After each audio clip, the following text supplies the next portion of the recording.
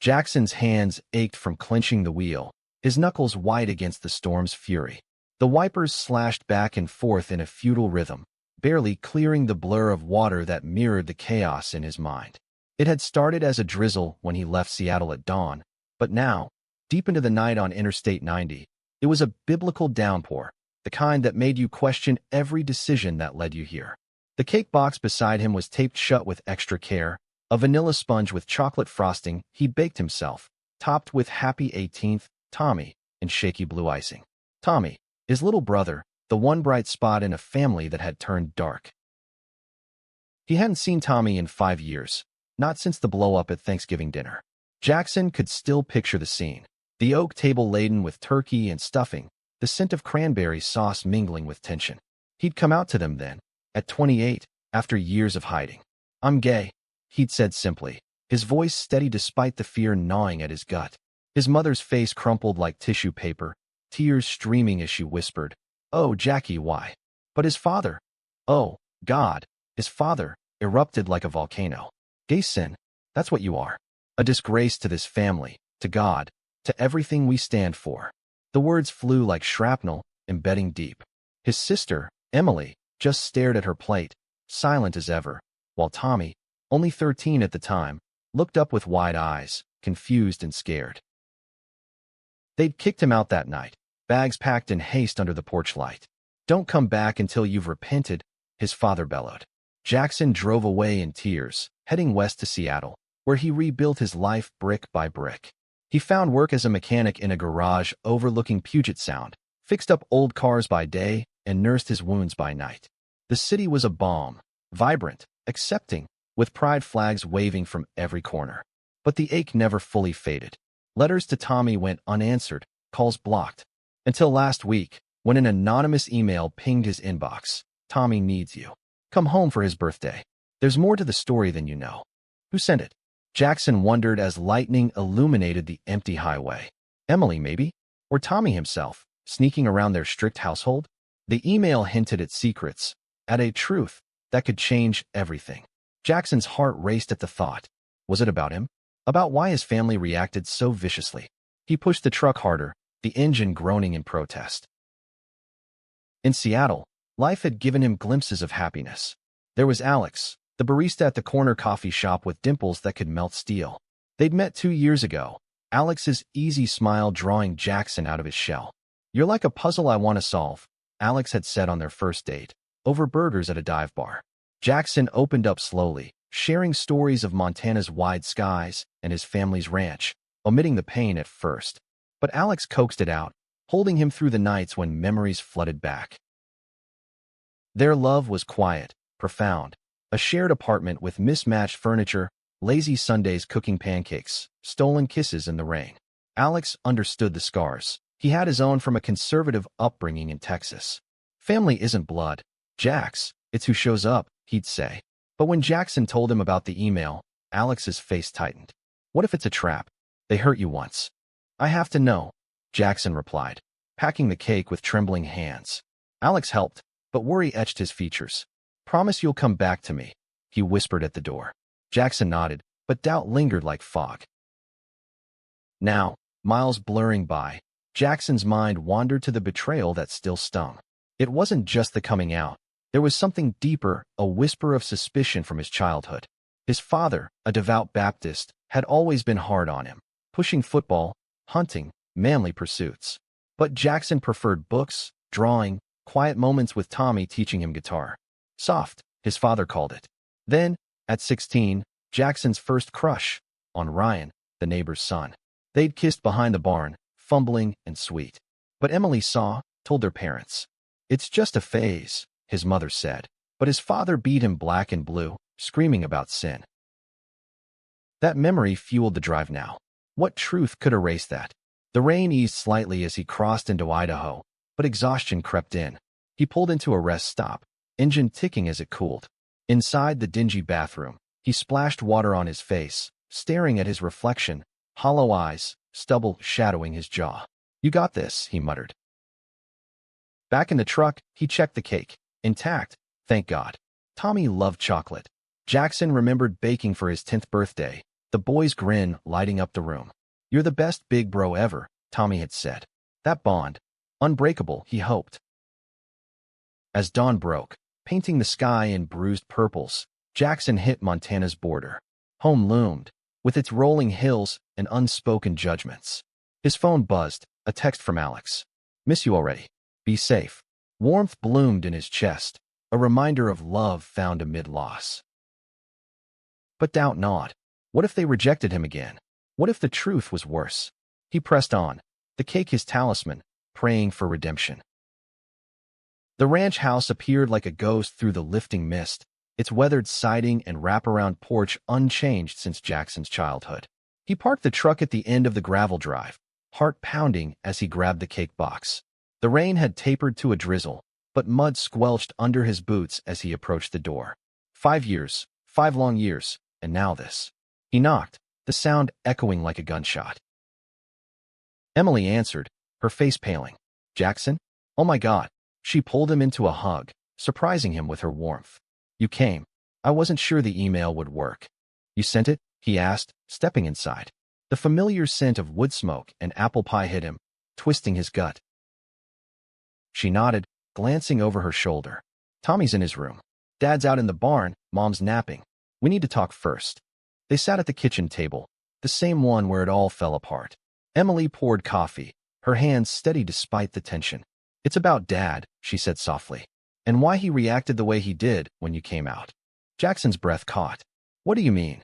She sighed, eyes distant. "Remember Grandpa? The one who died when we were kids? Dad always said it was a heart attack, but it wasn't. Grandpa was gay, Jackson. He had a lover in town, hidden for years. When Dad found out, he confronted him. Grandpa killed himself the next day, hanged in the barn. Dad blamed himself, blamed the sin. It's why he's so hard on it. He sees you and sees his failure." The revelation slammed into Jackson like a freight train. "Why didn't anyone tell me?" "Dad forbade it. Buried the truth deep. But Tommy, he's been struggling. He came out to me last year. Gay just like you. Dad suspects, but doesn't know for sure. Tommy's birthday is today, and he's planning to tell them. He needs you here, Jax, to show it's okay." Emotions surged, anger, sorrow, understanding. His father's hatred wasn't just bigotry. It was grief twisted into poison. And the gay sin thing? Emily's eyes welled. "That's what Dad called Grandpa in his suicide note. It haunts him." Jackson rose, cake in hand, and headed to Tommy's room. The boy, no, young man now, looked up from his bed, eyes widening. "Jack, is that really you?" "Happy birthday, kid," Jackson said, voice thick. They embraced, Tommy's shoulders shaking. "Emily told me. I'm here for you." They talked for hours, Jackson sharing his life in Seattle, the freedom, the love with Alex. Tommy confessed his fears, his crush on a classmate, the isolation. "Dad calls it sin. What if he kicks me out too?" "We'll face it together," Jackson promised. But as evening fell, tension built. Their parents returned, the family gathering for dinner. His father froze at the sight of him. "What the hell are you doing here?" "Tommy invited me." Jackson lied smoothly, protecting Emily. His mother's face softened. "Jackie, we've missed you." Dinner was awkward, small talk skirting the elephant in the room. Then, over cake, Tommy blowing out candles, the boy cleared his throat. "I have something to say. I'm gay." Silence descended like a shroud. His father's face reddened, fist clenching. "No, not you two." Tommy flinched, but Jackson stood. "Dad, listen. I know about Grandpa." The words hung heavy. His father paled, collapsing into a chair. "How? Doesn't matter. But I get it now. The pain, the fear. But pushing us away won't fix it. Grandpa's death wasn't because he was gay. It was because he couldn't live openly. Don't make the same mistake." Tears streamed down his father's face, the first Jackson had ever seen. "I failed him. I can't fail you boys too." His mother reached for his hand. "We've been wrong, Jackie. So wrong." The night unfolded in raw confessions. His father spoke of finding Grandpa's body, the note that scarred him. "Forgive me for my gay sin." Therapy sessions followed in Jackson's mind, healing imagined. But reality was messier. Later, alone with Tommy, Jackson felt a spark of hope. "You did it, kid. Thanks to you," Tommy said. Back in his old room, Jackson called Alex. "It's complicated, but good. I miss you. Love you," Alex replied. "Come home soon." But fate twisted. The next morning, Emily pulled him aside. There's more. Dad's been seeing someone, a man from church. Hypocrite. Betrayal stung anew. What? He's in denial. That's why the rage. Confrontation brewed. Jackson cornered his father in the barn. Emily told me. About your friend. Rage flashed, then crumbled. It's not like that. I don't know. Compassion warred with anger. Dad, it's okay to be who you are. But you can't hate us for it while hiding yourself. The admission broke him. Sobs echoed in the hay-scented air. I'm scared, son. For the first time, Jackson hugged his father, feeling the weight of generations lift.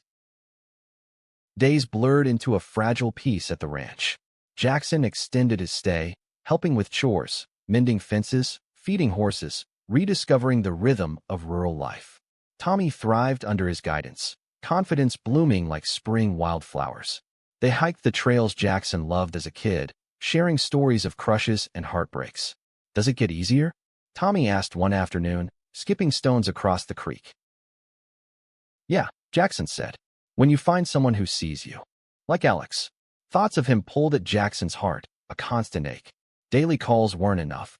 He yearned for Alex's touch, his laugh. When are you coming back? Alex asked one night, voice laced with loneliness. Soon, Jackson promised. Things are changing here. But change was uneven. His father oscillated between remorse and defensiveness. One evening, over whiskey by the fire, he opened up. I loved your grandpa, but I couldn't accept it. When I felt stirrings myself, I buried them deep. Married your mom, built this life. But it's cracking. Jackson nodded. You don't have to hide anymore. His father met his eyes. Maybe, but the town's small. Church folk.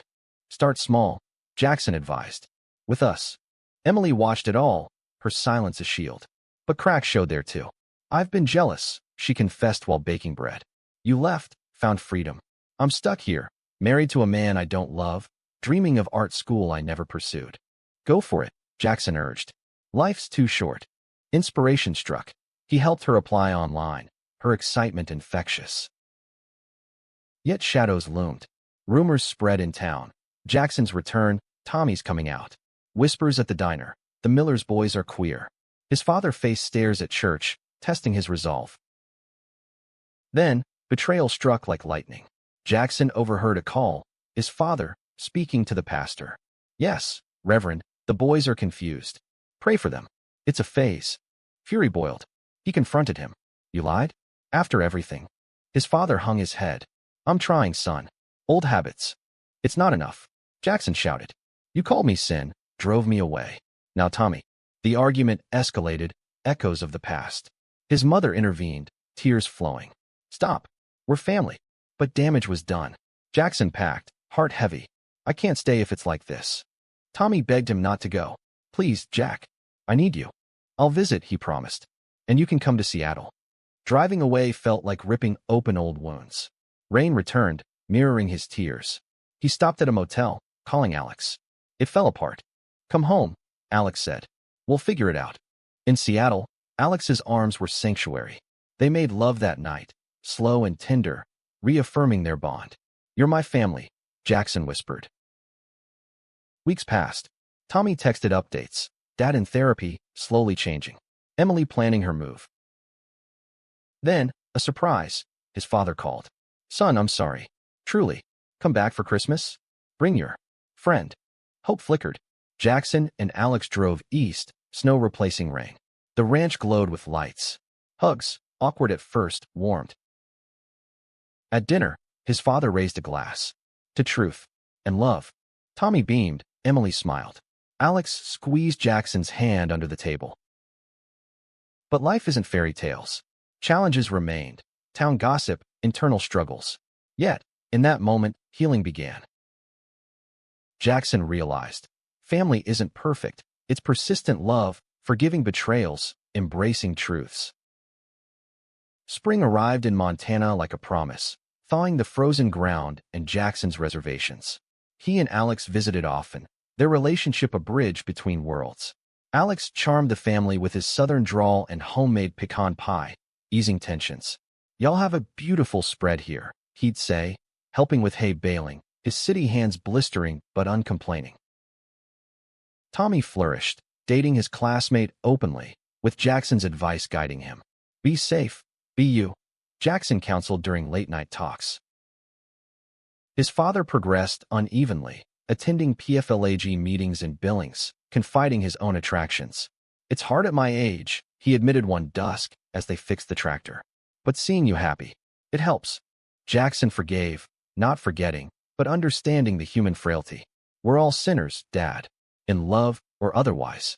Emily left for art school in Chicago, her departure bittersweet. Thanks for pushing me, she said at the airport, hugging tight. Back in Seattle, life hummed. Jackson proposed to Alex on a rainy pier, ring glinting under streetlights. Through storms and all, he said. Yes, Alex laughed, tears mixing with rain. Their wedding was small. Family flew in, ranch folk mingling with city friends. His father walked him down the aisle, eyes misty. Proud of you, son. Vows exchanged, cake cut, chocolate, of course, dances under stars. Tommy caught the bouquet, winking. But peace was tested. A health scare, his mother's cancer diagnosis, brought them together. Jackson drove the familiar route, Alex by his side, supporting through chemo sessions. Family shows up, Alex echoed. Remission came, a miracle amid prayers and science. Years later, Jackson reflected on that fateful drive with the birthday cake. It wasn't just sugar and flour. It was a catalyst, cracking open secrets, forcing confrontations. The gay sin label faded, replaced by acceptance. His father came out quietly, finding companionship in a widower from church. Hypocrite no more, he joked. Tommy graduated college, moved to Seattle near them, building his own life. Jackson and Alex adopted a daughter, Lily, her laughter filling their home. Family gatherings blended old and new, Montana barbecues with Seattle flair. In quiet moments, Jackson drove the old highways, rain pattering, remembering. Pain shaped him, but love redeemed. The truth? It wasn't just about hidden identities. It was about humanity's capacity for growth. Betrayals hurt, but forgiveness healed. Romance wasn't grand gestures. It was enduring storms together. As he watched Lily play with Tommy, Alex's hand in his, Jackson knew. This was the happy ending, hard won and human.